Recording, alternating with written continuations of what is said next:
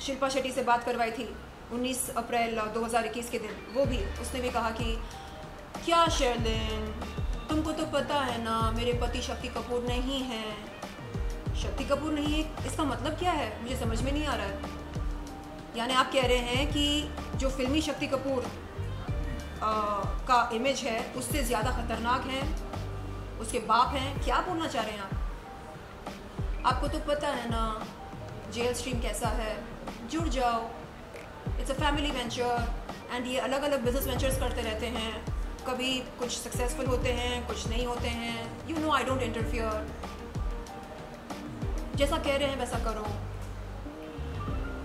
तो ये सारी बातें मेरे दिमाग में घूम रही थी एंड मैंने सोचा कि खुदा ना खास्ता गॉड फॉरबिड, ईश्वर ना चाहे कुछ हो गया तो क्या करूं मैं, किसको बुलाऊं, किसको कॉल करूं, किसके पास जाऊं। अगले दिन गई जुहू पुलिस चौकी और इंस्पेक्टर से कहा कि सर मैं अपनी शिकायत वापस लेती हूं क्योंकि मुझे डर है। किस बात का डर पूछा, मैंने कहा कि I am scared for my life and live, अपनी ज़िंदगी, मेरी ज़िंदगी खतरे में है, मुझे डर है कि कहीं कुछ हो ना जाए मुझको। उसके बाद क्या हुआ, 14 अक्टूबर 2021 के दिन अगेन फिर से मैं गई जुहू पुलिस चौकी। इस बार ये मतलब वो सारी जो डर था कि ये ऐसा कर देगा वैसा कर देगा, वो डर धीरे धीरे पता है कब निकलने लगा, जब मुंबई क्राइम ब्रांच ने रिपुसुदन AKA राज कुंद्रा को अरेस्ट किया। तब मुझे लगा ओ माय गॉड, इसका मतलब ये है कि ये इंडिस्पेंसिबल नहीं है। यानी ऐसा नहीं कि कोई इसको टच नहीं कर सकता है, टच कर सकते हैं, इसको अरेस्ट भी कर सकते हैं, इसको जेल में भी डाल सकते हैं, और मुंबई क्राइम ब्रांच ने ये करके दिखाया। तब मेरी हिम्मत थोड़ी सी बढ़ी क्योंकि ये बोलता था तुमको पता है मेरे सर पर बिग बॉस का हाथ है, मेरा बाल भी कोई बांका नहीं कर सकता।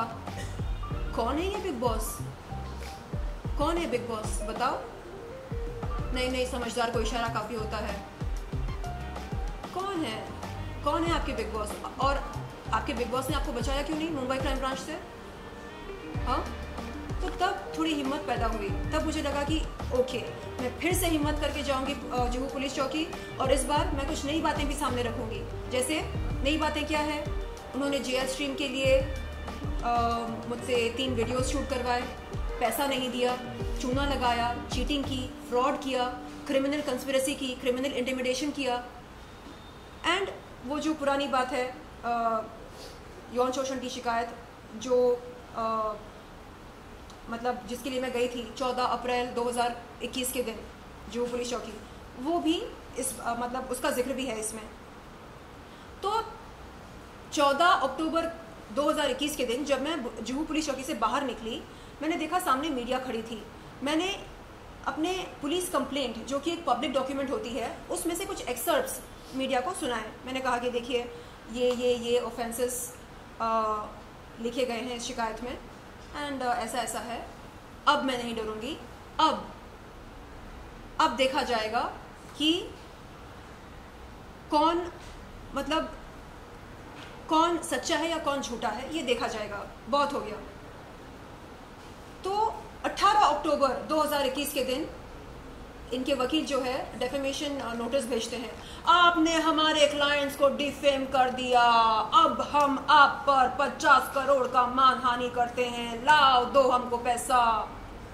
भाई साहब, प्रकाश जी है ना उनका नाम?